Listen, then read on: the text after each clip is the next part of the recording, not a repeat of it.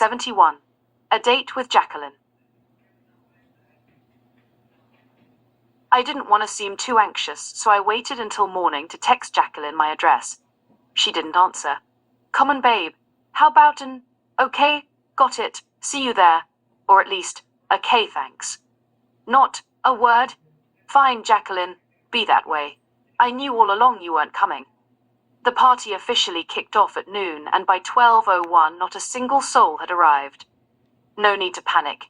That's the way it is in this town. No one shows up on time, because then you look anxious, and anxious just ain't cool. And LA, in case you haven't heard, is the world capital of cool.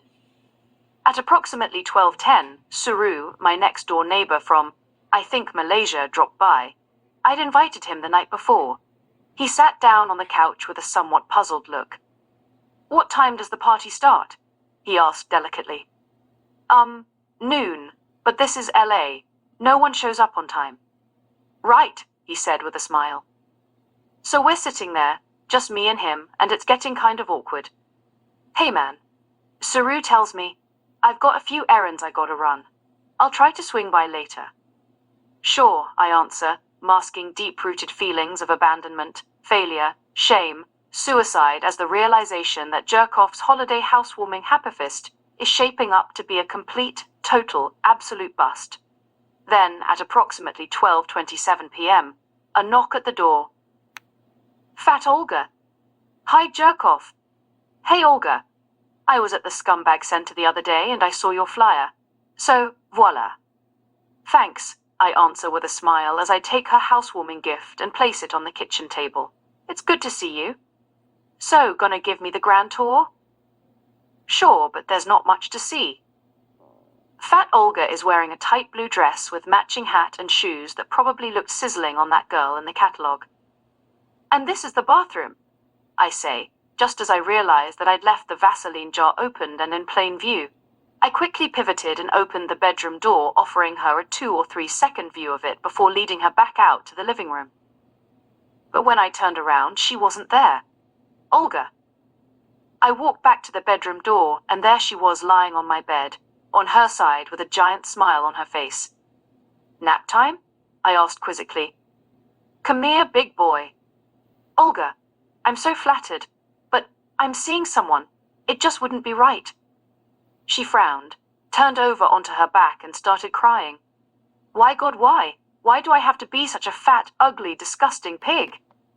Olga, you're not any of those things. Don't say that. Yes, I am, she answered adamantly through her tears. If I weren't, you'd be fucking me right now. Don't deny it. Just then there was a knock at the door. Olga, I said as gently as I could, you're not any of those things. Now pull yourself together, please. I closed the bedroom door and walked out to welcome what turned out to be a plethora of Jerkoff's holiday housewarming happyfest revelers, Homeless Horace and Christian Jane. I mentioned Homeless Horace about 100 pages ago. He's nothing less than a fixture at the Scumbag Center.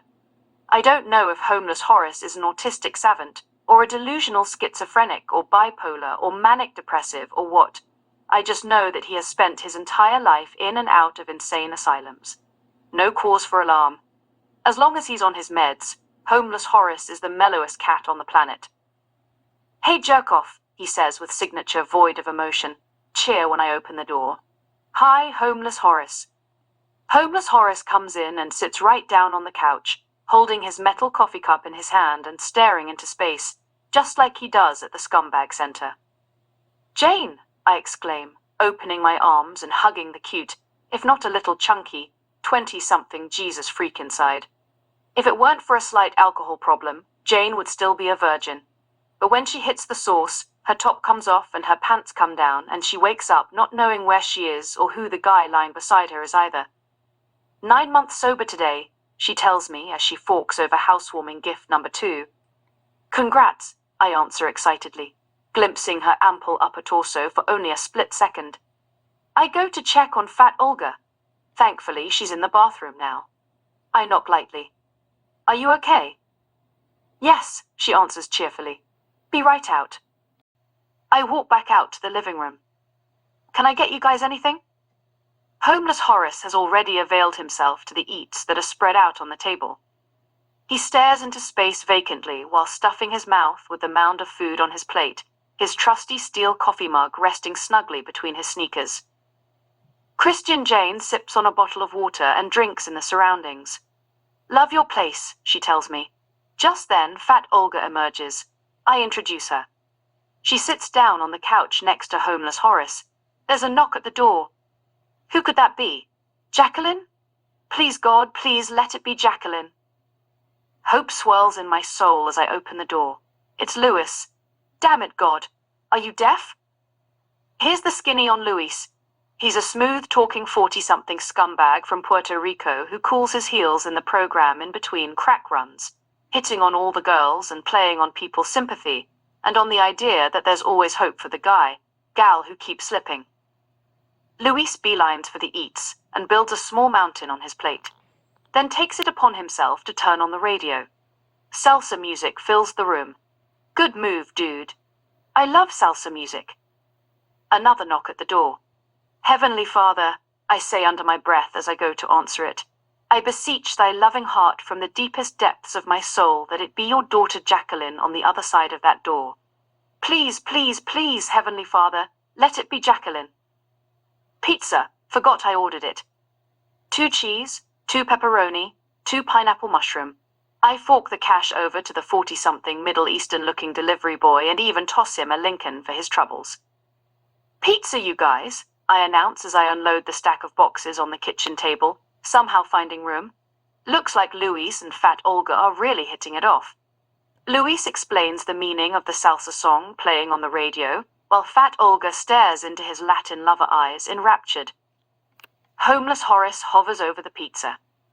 With his metal coffee cup in hand, he opens the first box and somehow manages to pull out a slice, place it on a paper plate, and return to the couch. I've got my happy face on, but inside I'm churning because it's coming up on 1 o'clock, and there's no sign of Jacqueline. Everything okay? Christian Jane asks. Yeah, why? You seem a little frazzled. No, I'm fine. So I think I'm going to move back to Montana, she tells me excitedly. Wow, I answer, pretending not to be fully consumed with the whereabouts of Jacqueline. Yeah, I really miss my folks and my horses and my big sky. I'll really miss you. Oh, you're so sweet. Another knock at the door. Please, God, please. Holy shit, it's Torpedo. Tits Tina. But she's with the ridiculously tall, handsome, charming Jed from the 5:30 meeting, aka Jed with herpes. What's that in your hands? Torpedo Tits Tina. We found a cat outside, she tells me as she gives me a hug and kisses me on the cheek.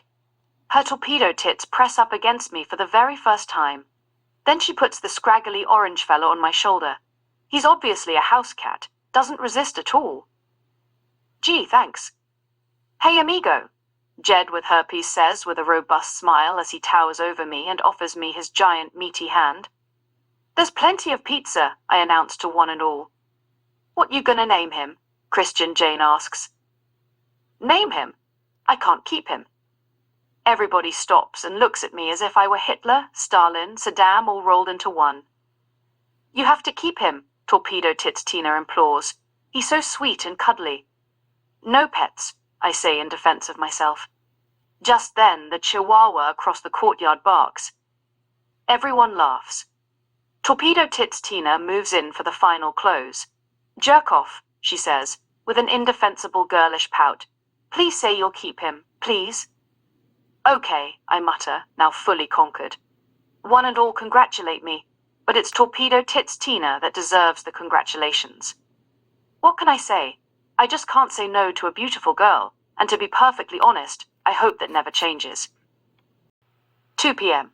No sign of Jacqueline. Luis has been playing Fat Olga like a violin for 2 hours now. Looks like he's hit the jackpot. His tale of woe has found a beachhead in her lonely, neurotic heart, and the troops are fast flooding the shore. You go, Louis. A college-educated Jewish girl with a kick-ass movie biz gig, her own condo, a brand-new BMW, and a sizable bank account to draw from. You go, Luis. You go, go, go, go, go. What you gonna name him? Homeless Horace asks. I dunno. How about Bob? Bobcat. Torpedo Tits Tina yelps excitedly as she rests on the couch in tall, handsome, charming Jed with Herpes's arms. I love that. Everyone agrees. Bobcat it is. 3 p.m. Luis, Fat Olga, Christian Jane are gone. I sit there on the recliner, making small talk with Torpedo Tits, Tina and Jed with Herpes. Jed with Herpes gets up to go to the bathroom. My dream of dreams, albeit under the wrong circumstances, has come to pass. Torpedo Tits Tina is in my apartment, sitting on the couch across from me. Part of me wants to sneak over and whisper in her ear what New York Elena told me, but I'm not sure it's true. Plus, if Jed with Herpes ever found out, yikes. I just sit there and smile awkwardly. We talk about the weather till the toilet flushes, and Jed with Herpes returns. Well, amigo, he says with typical tall, handsome, charming Jed with Herpes charm. Guess we'll mosey. He looks over at Torpedo Tits Tina. Ready, darlin'?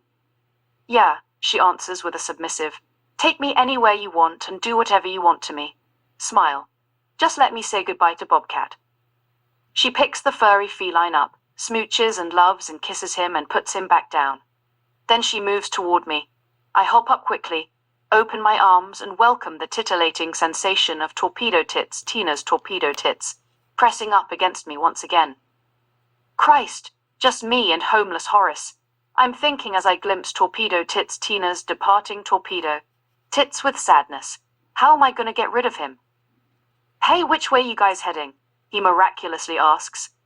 Whichever way you are, amigo, Jed with Herpes answers. Can you drop me at the scumbag center? Sure thing. Homeless Horace gets up to leave but stops and turns toward me. What you gonna do with all that pizza, Jerkoff? I hand him all 6 boxes, and he follows Jed with Herpes and Torpedo Tits Tina out the door. I sigh a deep sigh and look at the orange ball that is Bob curled up on the corner of the couch. I pick him up and he mews a slight. Hey, what the fuck? I'm sleeping, mew. One accident and you're gone, dude. I make that absolutely clear. It's almost 4. Face it, Jacqueline isn't coming. Just wait here, Bob. I'm gonna go get you some stuff. I grab my wallet, phone, keys. Where are my keys? I'm searching every nook and cranny of my 1-bedroom empire, back and forth again. Jesus, Mary, and Joseph. Where the fuck are my keys? Luis, I know it was you. What a fucking scumbag. But it's not gonna work, you scumbag with a capital S. I'll be waiting for you. I'll park my car a few blocks away, and I'll be waiting in the dark with a baseball bat. Oh, there they are. I walk out the door, shuffle down the stairs, and walk through the pretty courtyard to the street outside. Thoughts of Jacqueline cross my mind. They're anything but pleasant. Just then, a petite young woman comes hurrying up the walkway toward me. She's wearing a giant beach hat and giant psychedelic glasses that hide her face. Jacqueline? Is that you? I'm so sorry I'm late, she says as she takes off her shades, revealing the loveliest face the world has ever known. Her beauty clobbers me. I'm completely mesmerized. Christmas rush, she says with a luminous smile. I had to beg them to let me go. Glad you made it, I say as I open my arms. She falls against me, presses her pretty head against my chest, and wraps her slender arms around my neck. Me too, I'm glad I made it too.